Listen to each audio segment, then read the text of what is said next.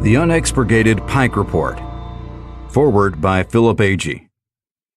Report of the House Select Committee on Intelligence, 1976. Publisher's note. The Pike Committee report includes extensive footnotes. The footnotes are too substantial to be both included here and maintain the listenable narrative. Thus, the footnotes were excluded from this audiobook version. Interested listeners can find them in the original PDF version of the report available on archive.org. Section 2. The Select Committee's Investigative Record. A. Costs. Quote, no money shall be drawn from the Treasury, but in consequence of appropriations made by law, and a regular statement and account of the receipts and expenditures of all public money shall be published from time to time. End quote. Article 1, Section 9, U.S. Constitution. Money and spending were the first topics of committee hearings. This choice of a beginning was founded on constitutional responsibilities, and it implemented a straightforward investigative technique. By following the dollars, the committee would locate activities and priorities of our intelligence services. The inquiry was fruitful and interesting. By the time it was over, General Accounting Office accountants on loan to the committee had concluded that the foreign intelligence budget is 3 to 4 times more costly than Congress has been told. An Office of Management and Budget review of the domestic intelligence budget conducted at the committee's request concluded that it may be 5 times the estimate given to Congress by federal officials. Totals do not tell the whole story. Congressional and executive scrutiny of these budgets was found to range somewhere between cursory and non-existent. Spending controls by the agencies themselves were likewise often inadequate, as a few preliminary examples indicate. A CIA station in a small country spent $41,000 on liquor in 1 year.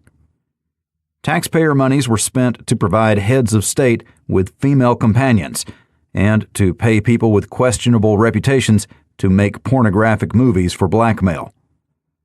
The accommodation procurement mechanism was used to buy limousines for foreign dignitaries with cash payments that were difficult to verify. A huge arsenal of weapons and access to ammunition has been developed by CIA, giving it a capability that exceeds most armies of the world.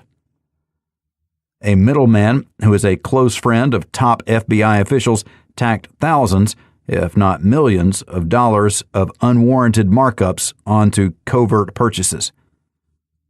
These examples reflect the wide range of problems with secret financing of secret activities.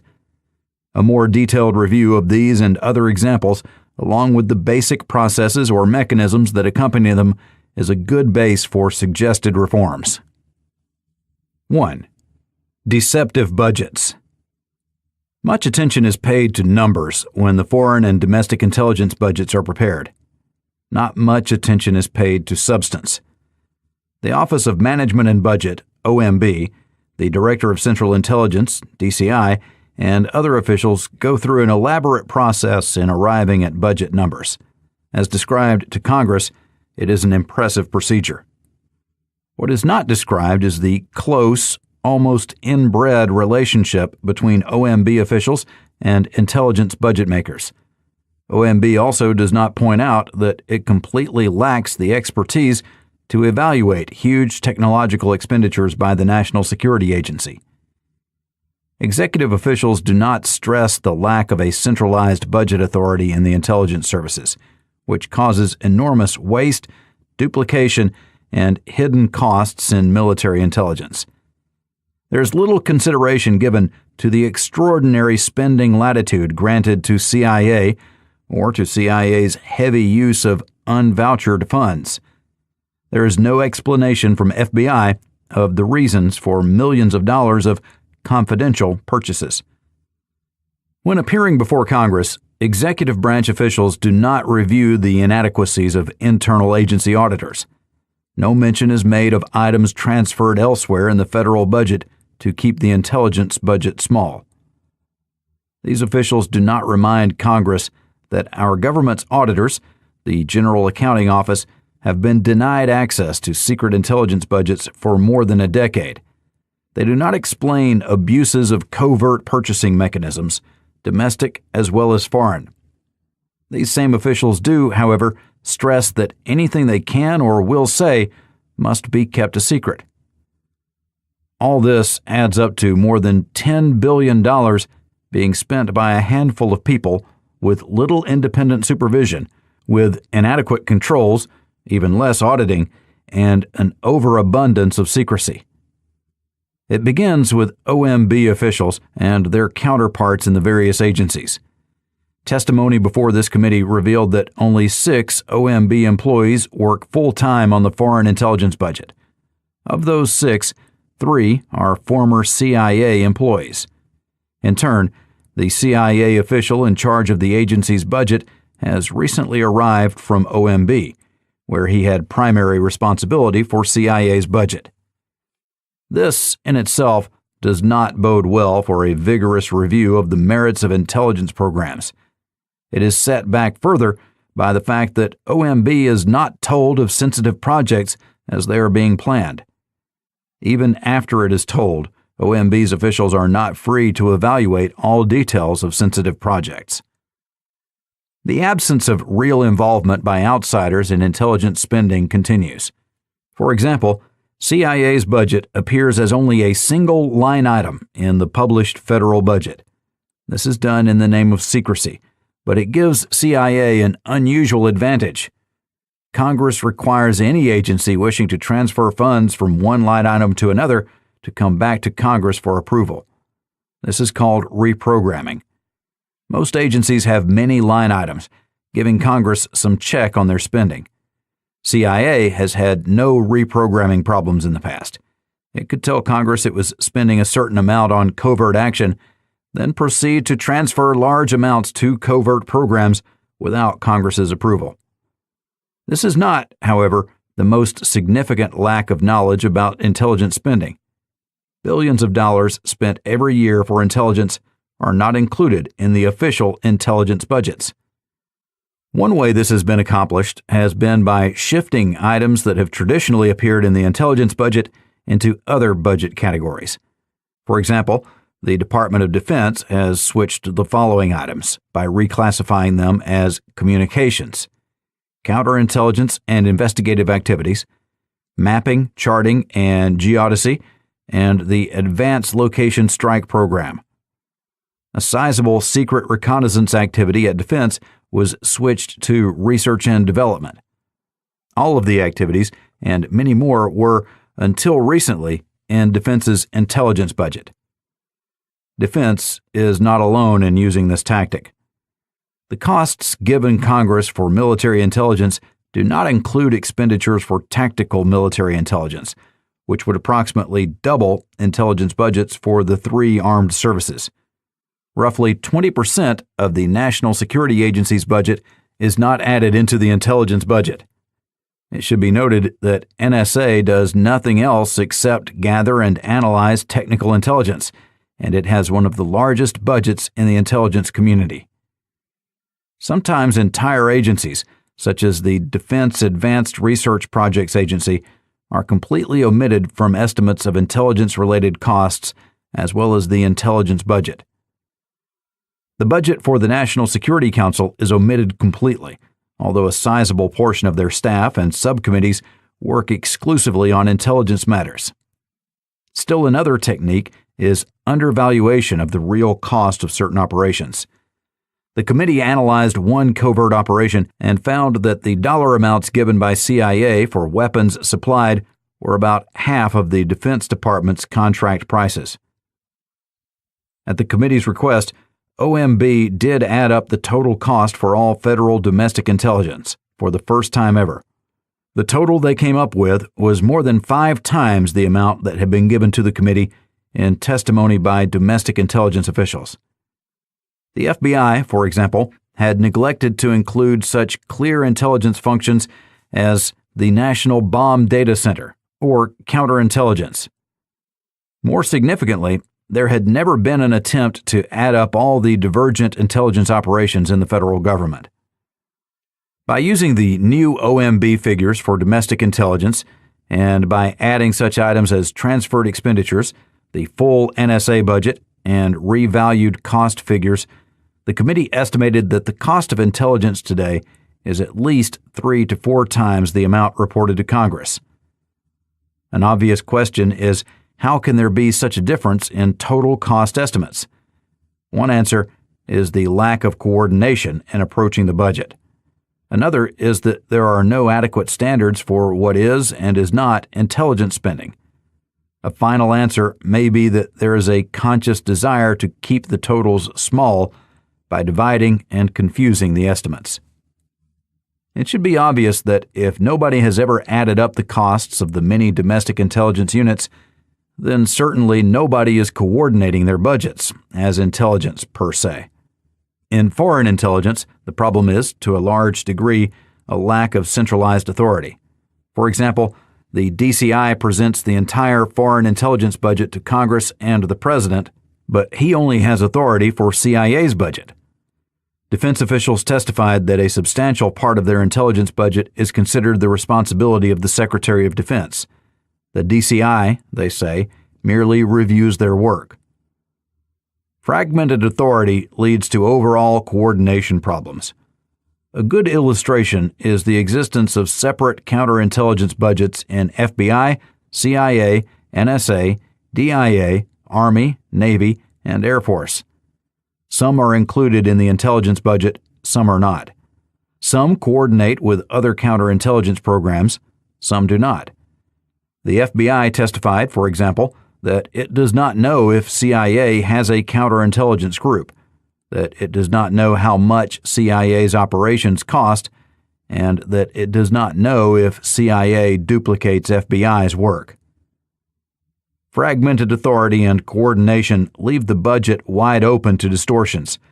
Each agency applies its own budget standards, particularly because there is no uniform standard. There is, for example, no standard for allocating the cost of a military base whose primary purpose is to support intelligence operations. The repair of a submarine damaged on intelligence duty may or may not be included in intelligence costs. The committee asked OMB, GAO, and all the intelligence agencies for their standards for allocating support costs. No agency had any to offer. No agency had even a basic definition of intelligence. In a statement prepared for the committee, the DCI made it clear that there are no good definitions in use today. As he said, quote, "In essence, it boils down to a judgment call," end quote. The committee has compiled its own set of suggested guidelines. In addition, a good first step would be to include the same items in the intelligence budget from one year to the next. This alone would have prevented the official intelligence budgets from remaining at constant levels over the past few years, which is fundamentally deceptive. 2. An absence of accountability. The General Accounting Office, GAO, is the auditing arm of Congress. When it comes to intelligence agencies, that arm is no arm at all. In its early years, GAO was generally limited to an auditing function. With the passage of time, Congress has turned to GAO for more than balancing books. Today, under authority of law, GAO is empowered to analyze the economy and efficiency with which government funds are spent. The Comptroller General, who heads GAO, testified that he cannot even balance CIA's books, let alone analyze its efficiency. He testified that he has no idea how much money the United States spends on intelligence. Specifically, he said that from 1962, GAO has made no attempt to audit the CIA because it was allowed scant access to classified spending. Last year, GAO was directed to compile basic budgetary information on federal investigative and intelligence functions. It was refused information by CIA, NSA, and intelligence agencies of the Defense Department. In another recent instance, the FBI refused to permit GAO to examine case files. The Bureau offered special summaries, but refused to allow any verification of those summaries. The executive agency's treatment of GAO is curious. In January 1966, the CIA entered into a sole source contract with the management consulting firm of Peat, Marwick, Livingston and Company for a total contract price of $55,725. CIA could have saved taxpayers some money if it had given GAO access. CIA officials conceded that these independent consultants were given complete and free access to all classified procurement documents, as well as all personnel concerned with agency procurement activities. In June 1966, the firm completed its work and issued a full report of findings and recommendations. A cover memorandum addressed to the Inspector General expressed appreciation for the agency's full cooperation. By contrast, this committee's staff encountered lengthy delays in gaining limited access to similar documents and personnel, including the report of Peat, Marwick, Livingston and Company. The issue is not really whether Congress, with constitutional responsibility for federal spending, should have equal access with a private company.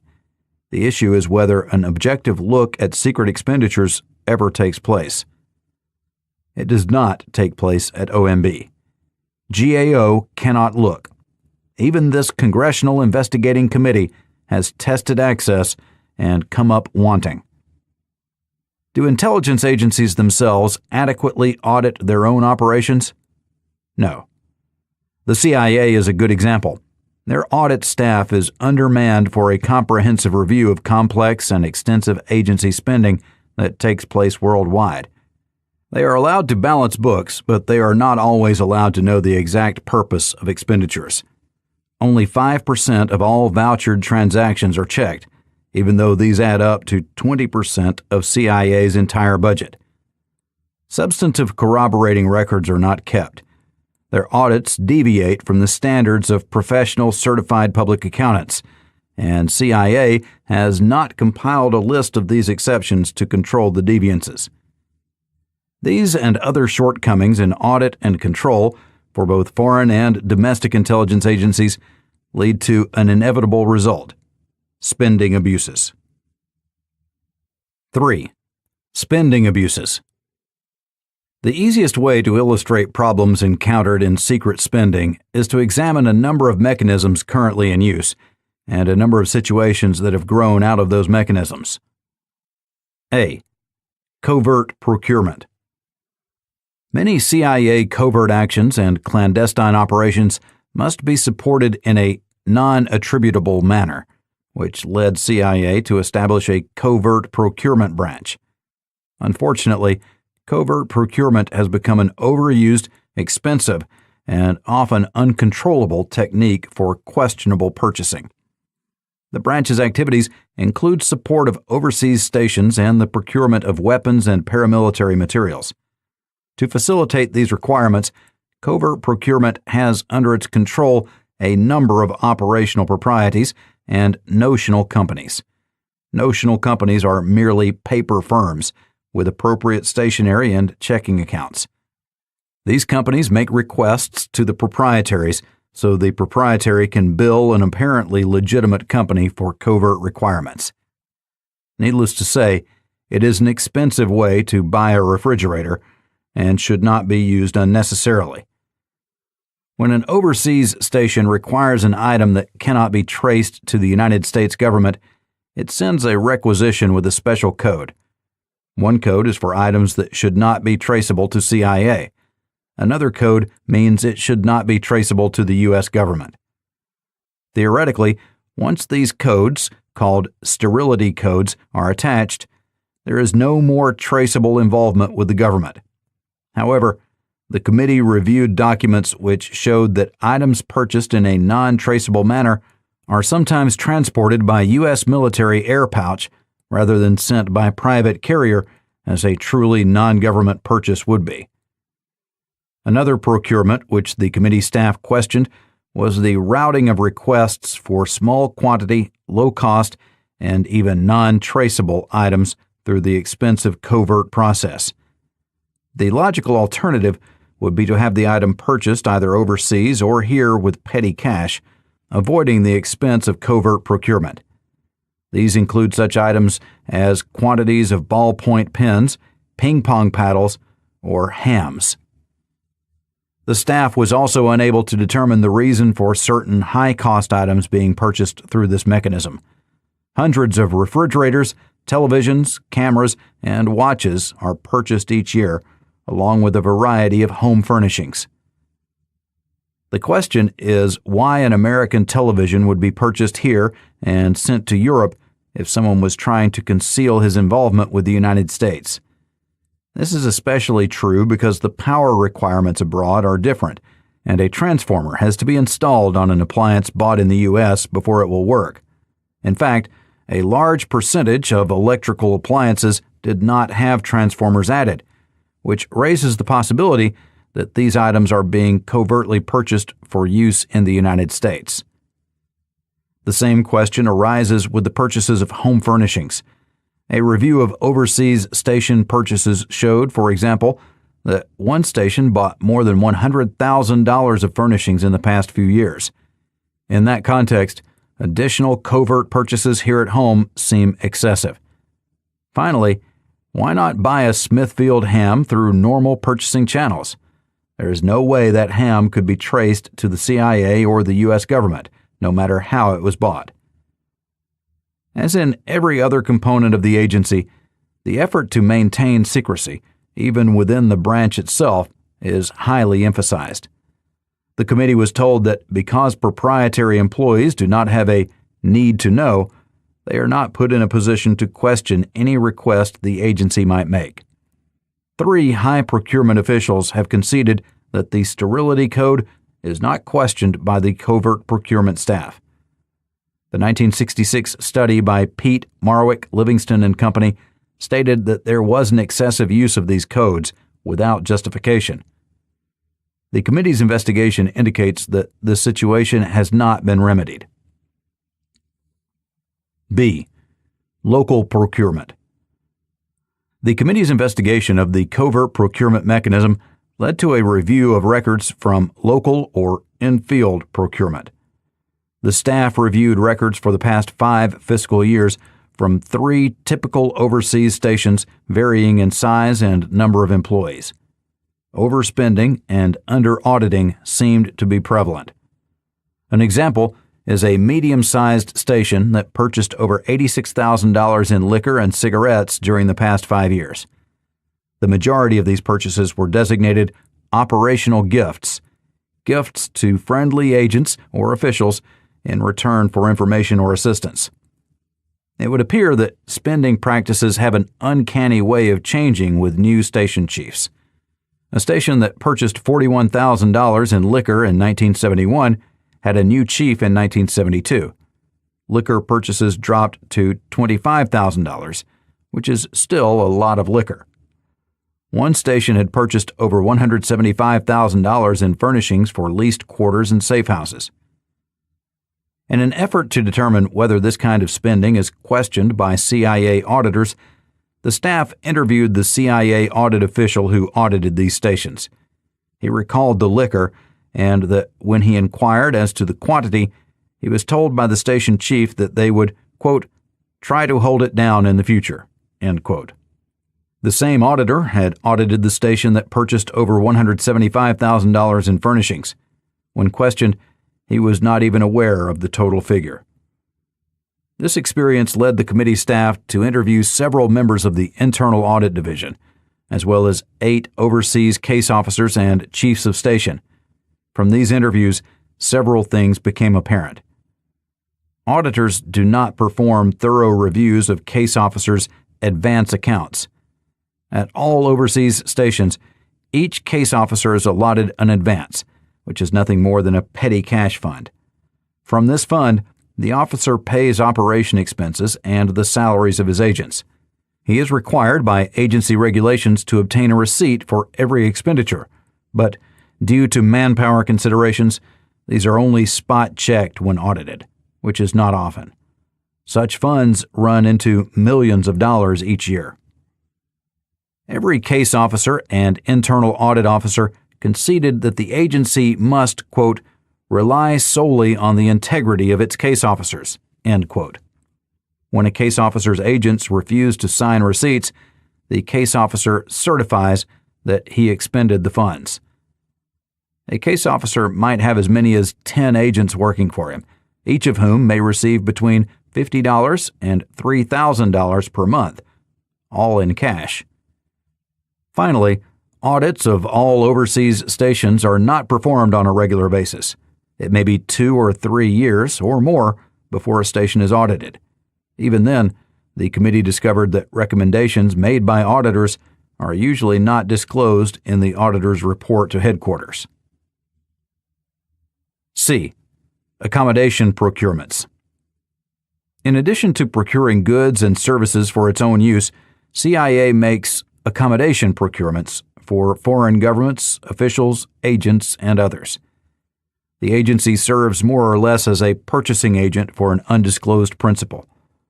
Although the individual for whom the accommodation procurement was made advances the necessary funds or repays the agency after delivery, the indirect administrative costs are borne by American taxpayers. These costs include the salary of the agency purchaser, certain transportation charges, accounting costs, and in some cases the salaries of training and technical personnel. In investigating one series of accommodation procurements, the committee learned that a foreign government received a 20% discount by having CIA buy equipment in the name of the U.S. government. If the foreign government had contracted for the same items in its own name, this discount would not have been available. In just 2 of these actions, CIA saved the foreign government over $200,000 at the expense of American suppliers. The agency will usually refuse to make such procurements only if the requested item might appear to be beyond the requester's financial means and might therefore give rise to questions about the requester's sources of income. Agency security officers feel that such questions might lead to disclosure of the requester's relationship with the agency. Accommodation procurements involving less than $3,000 require only the approval of a CIA chief of station. When larger sums are involved, approval must be obtained from the Deputy Director for Operations. When the amount is more than $500,000, it must also be approved by the Director of Central Intelligence. The committee examined a number of accommodation procurement records.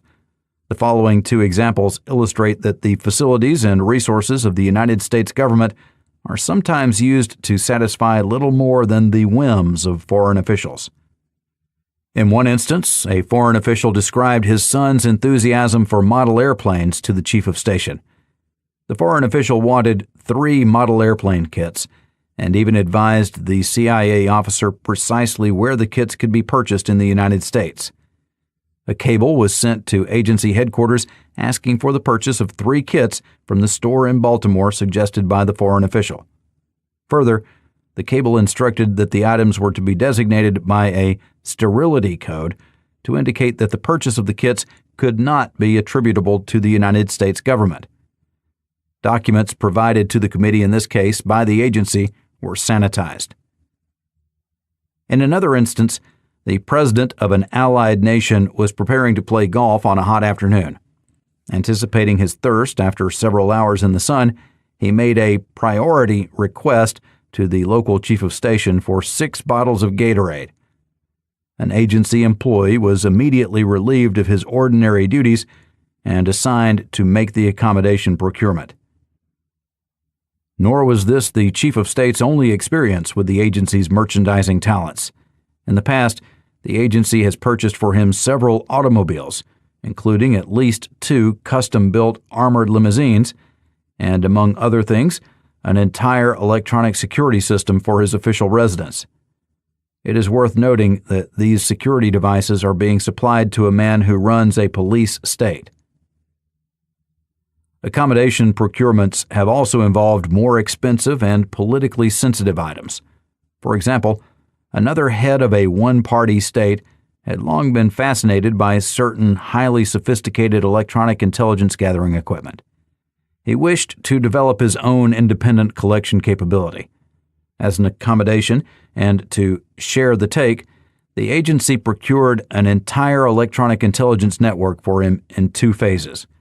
Phase 1 involved contract costs in excess of $850,000, and Phase 2 cost more than $500,000. In investigating one series of accommodation procurements for an oil exporting country, the committee asked CIA officials about the coordination and effect of the agency's purchasing favors on the foreign country's oil pricing policy. The country's oil policy, incidentally, has not been among the most favorable to the United States. Agency officials were uncertain as to the effect, but they indicated that the two policies are largely considered separate issues. In return for making accommodation procurements, the agency is usually reimbursed by the requesting party. Although reimbursement may be in U.S. dollars, it is usually made in local foreign currency. The committee was unable to learn whether the agency has any firm policy on what rate of currency exchange is to be used in making reimbursement. In many countries, U.S. dollars exchanged for local currency at the official rate bring fewer units of local currency than if exchanged at an unofficial but more commonly used rate. D. Research and development. CIA has long prided itself on technological capability, and many of its projects operate at far reaches of the state-of-the-art. Such accomplishments are made by the agency with assistance and advice from the private sector.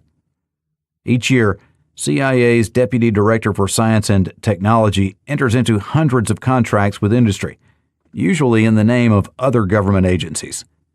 These contracts total millions of dollars for agency contracts alone. Not only does the agency contract for its own research and development programs, but also for national intelligence programs. Total contracts for both programs amount to hundreds of millions of dollars annually. Committee staff interviewed numerous members of the science and technology staff. A major target of this investigation was contractor selection practices. Although Mr. Colby testified before the committee that CIA has established management controls to ensure that contracting is carried out according to the intent of Congress, the investigation revealed that 84% of these contracts are sole source contracts. Staff also examined cost overrun aspects of research and development contracting.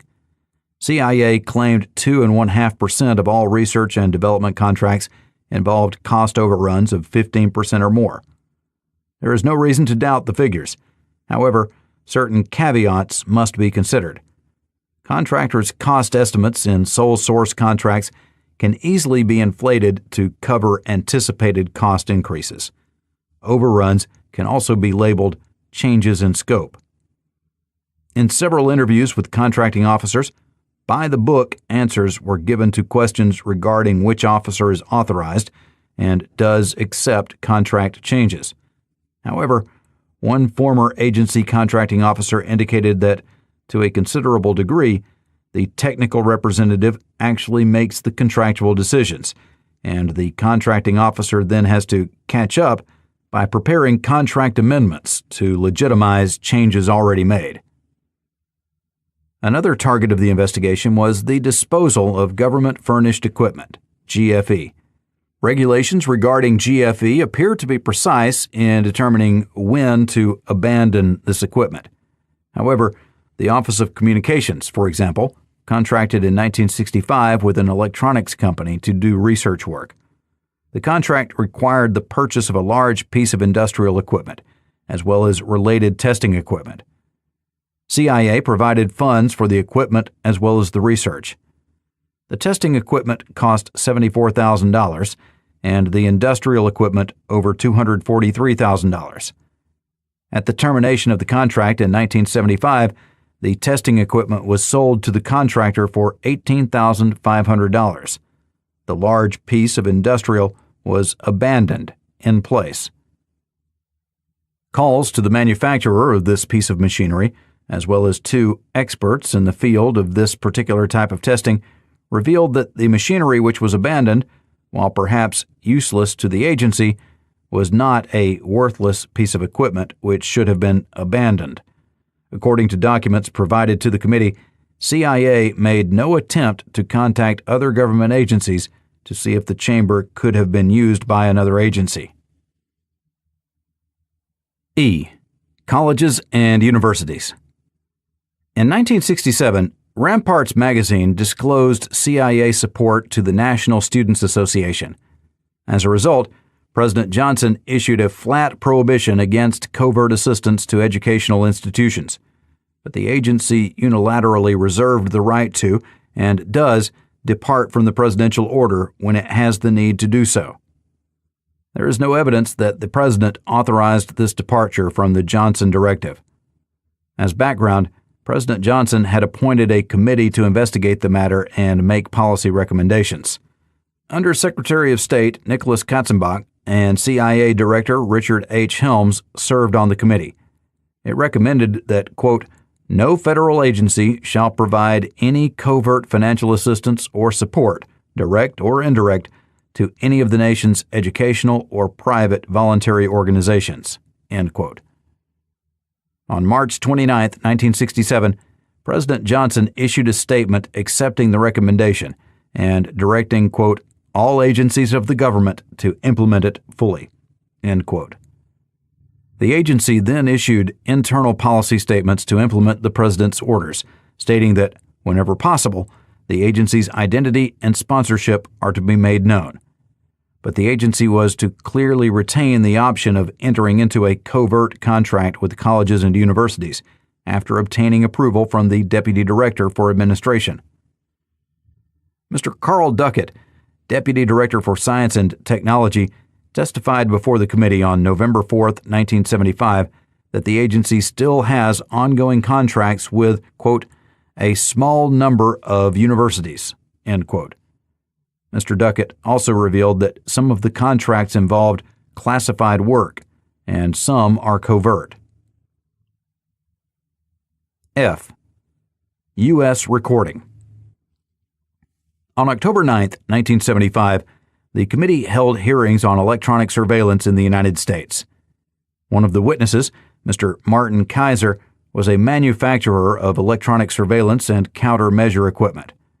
In the course of his testimony, he revealed that all sales of his equipment were routed, pursuant to FBI instructions, through a cutout or middleman, U.S. Recording Company of Washington, D.C. The equipment was neither modified nor serviced by U.S. Recording. Kaiser testified that he delivered 80% of his equipment directly to the FBI. On one such occasion, Kaiser noticed an invoice from U.S. Recording for equipment he had supplied, and it showed that U.S. Recording had tacked on 30% more than it had paid for the devices. The markup interested committee investigators because, according to Kaiser, the middleman had handled only paperwork and deliveries. The staff therefore acquired records of all sales between U.S. Recording and the FBI involving Kaiser's equipment. A committee staff accountant did a detailed study and determined that the 30% markup on the invoice seen by Mr. Kaiser was representative of all such sales. As a result of numerous interviews, it became apparent that Mr. Joseph Tate, the president of U.S. Recording, was a longtime friend and poker-playing companion of Mr. John P. Moore, the associate director of the FBI in charge of administration until 1972. During the course of investigation, the staff learned the poker games had been held at the Blue Ridge Club near Harpers Ferry, West Virginia, on several weekends each year for the past decade. Guest lists included FBI officials connected with the Administrative Division, OMB officials, and a procurement officer from CIA. The only non-government officials at the poker games were Tate and Mr. Gus Oberdick, the president of Fargo International, a supplier of police equipment to the FBI and CIA. Mr. Moore had invited all the guests, although Mr. Tate was the only person in the poker games who possessed a membership in the Blue Ridge Club. Interestingly, the Blue Ridge Club burned to the ground the evening before two staff attorneys traveled to Harpers Ferry to examine its records. Most purchasing procedures of the FBI are governed by General Services Administration, GSA, regulations. However, confidential contracts are not subject to GSA regulations or supervision. The U.S. Recording Company was the sole company serving as an FBI cutout. Interviews revealed that there was virtually no control exercised over the confidential contracts between U.S. Recording Company to the FBI. Neither the Laboratory Division, which initiated the equipment requisitions, nor the Administrative Division, which authorized the requisitions, had any knowledge of the percentage markup being charged. The General Services Administration was consulted and gave an opinion that an appropriate markup for similar services would have been in the 5% range. FBI's use of U.S. recording was apparently motivated by the need for secrecy in purchases of sensitive electronic equipment. That justification appears questionable. In most instances, FBI Laboratory Division personnel negotiated for equipment directly with the manufacturers.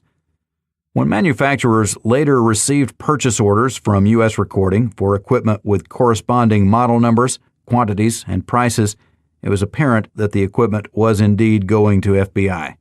In fact, the FBI told Kaiser that they were using U.S. Recording Company and not to worry about it. FBI's use of U.S. recording represents a grossly inefficient expenditure for intelligence equipment.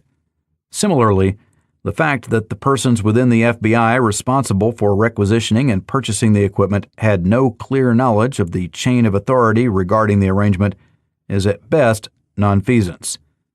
Further ramifications are presently being investigated by the Criminal Division of the Justice Department and by the IRS.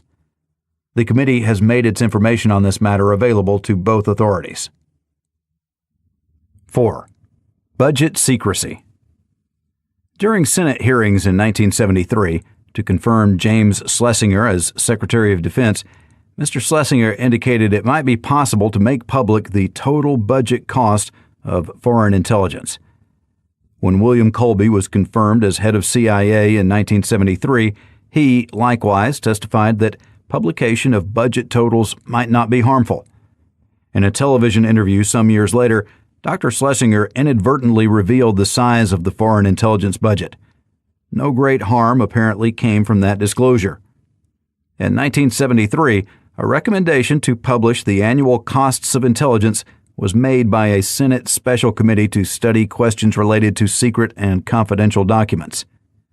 On June 4, 1974, Senator J. William Proxmire of Wisconsin offered a floor amendment to a defense procurement authorization bill.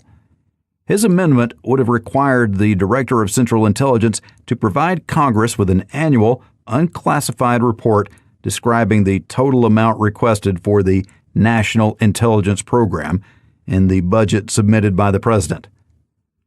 In June 1975, the report of the Rockefeller Commission recommended that Congress carefully consider whether all or part of the CIA budget should be made public. On October 1, 1975, Representative Robert N. Giamo of Connecticut offered a floor amendment to a defense appropriations bill prohibiting any of the funds provided for other procurement Air Force from being expended by the CIA. Had the amendment been adopted, a subsequent amendment would have been offered to restore funds for the CIA, and a specific total for the agency would have been disclosed. Today, however, taxpayers and most congressmen do not know and cannot find out how much they spend on spy activities. This is in direct conflict with the Constitution, which requires a regular and public accounting for all funds spent by the federal government. Those who argue for secrecy do not mention the Constitution. They do not mention taxpayers. Instead, they talk of rather obscure understandings the Russians might derive about some specific operation, even if all the Russians knew was a single total which would be in the billions of dollars and would cover dozens of diverse agencies. How the Russians would do this is not clear. The committee asked, but there was no real answer. What is clear is that the Russians probably already have a detailed account of our intelligence spending, far more than just the budget total. In all likelihood, the only people who care to know and do not know these costs today are American taxpayers. This is Our Hidden History.